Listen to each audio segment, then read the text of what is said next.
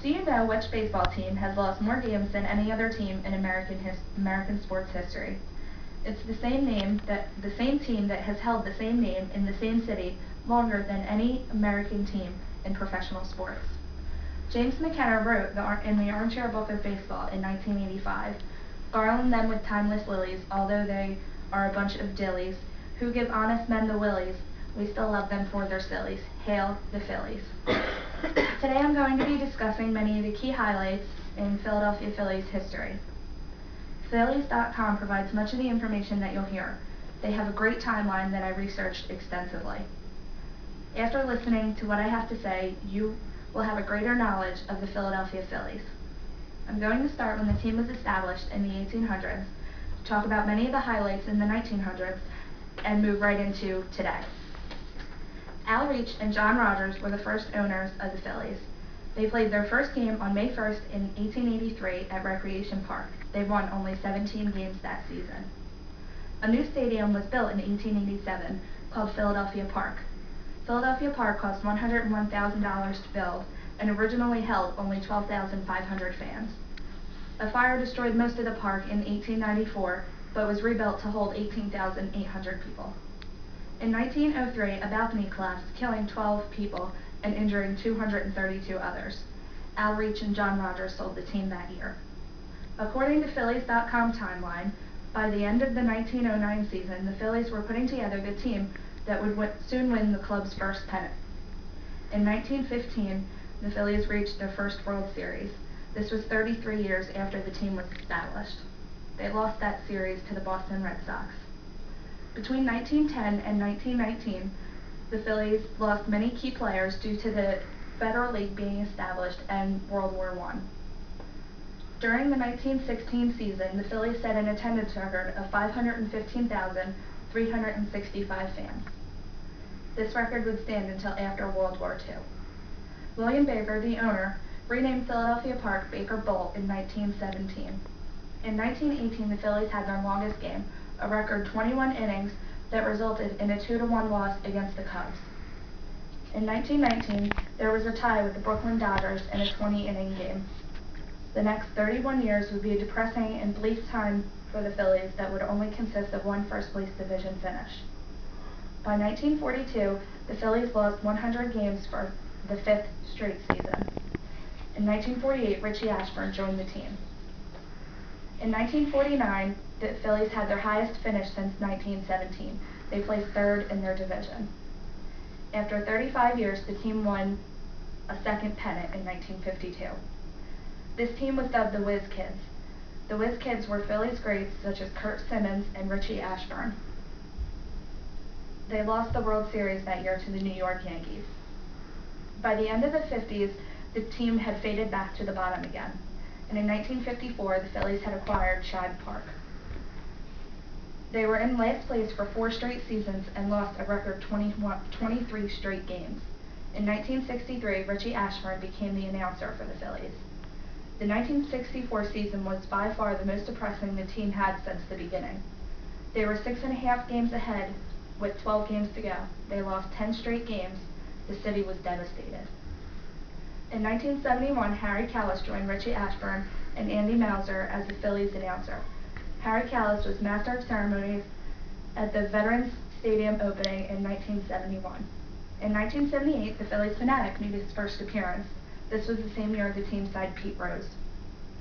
In 1980, the Phillies won their first World Series. This was 97 years after the team was established. The 1983 team was dubbed the Whiz Kids due to a number of older players being on their roster. 1983 also held a second visit to the World Series, but they lost to the Baltimore Orioles. In 1987, Mike Schmidt hit his 500th home run of his career, and he would retire in 1989.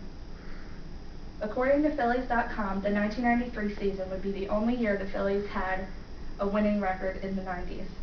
This season, they won their 5th National League pennant.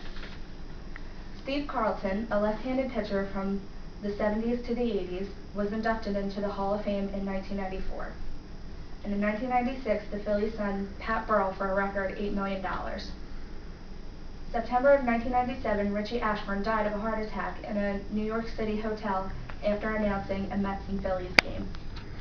In 2001, Larry Bowa became manager of the Phillies. After the September 11, 2001 terrorist attacks, baseball took a week while the country was recovering. This week would be known as the week baseball stadiums fell silent. Jimmy Rollins was signed in 2001, and he stole a record 46 bases that year. September 28, 2003 would be the last game played at Veterans Stadium. Tug McGraw and Paul Owens appeared at the farewell game. They both passed away a few short months later. The vet was destroyed on March 21, 2004, and Citizens Bank Park era began. According to BaseballAlmanac.com, the 2007 season was also a milestone in that the Phillies recorded their 10,000th team loss, the most losses by a professional team in sports history. 2007, Jimmy Rollins said that the Phillies were the team to beat to motivate his teammates. This resulted in a Phillies' first playoff visit in 14 years. 2008, Jimmy Rollins also said that the team had a goal of going as deep as you can go.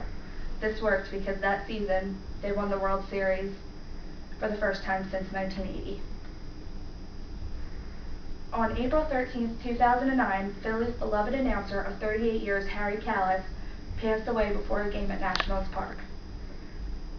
Jen Salisbury wrote in an article on Philly.com, Kalas, in his 39th season as narrator of All Things Phillies, collapsed in a broadcast booth around 12:20 p.m. and died after being rushed to a nearby hospital. He was 73. The 2009 season, the Phillies had a second visit to the World Series. This was the first time in Phillies history that they had two consecutive visits to the championship. They lost that season to the New York Yankees. For the first time ever, the Phillies finished the 2010 season with their best record in baseball. This was the same year that Roy Halladay threw a perfect game on May 29th and a no-hitter the first game in the National League Division Series. The Phillies were defeated by the Giants during the National League Championship Series and would not visit the World Series for a third year in a row. I have discussed many of the key highlights of the Phillies, starting in the 1800s through the 1900s and into today. The Phillies have the longest history in American sports. I hope that they continue for many years with great baseball and faithful fans. Does anyone have any questions? Joey. Who are the Wheeze Kids? The Wheeze Kids, the team was dubbed the Wheeze Kids in 1983 due to a number of older players being on the roster. The average age of the players on that team were 40. Tug McGraw was 38, Pete Rose was 41, and Steve Carlton was also 38. Justin? What is the Federal League? The Federal League was an attempt to establish an independent professional baseball league to give the National League and the American League competition. There was other attempts at this, such as the Mexican League in 1946 and 1947, and the Continental League in 1968. Lindsay?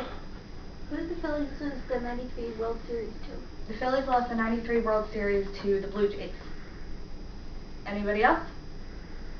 Okay, thank you.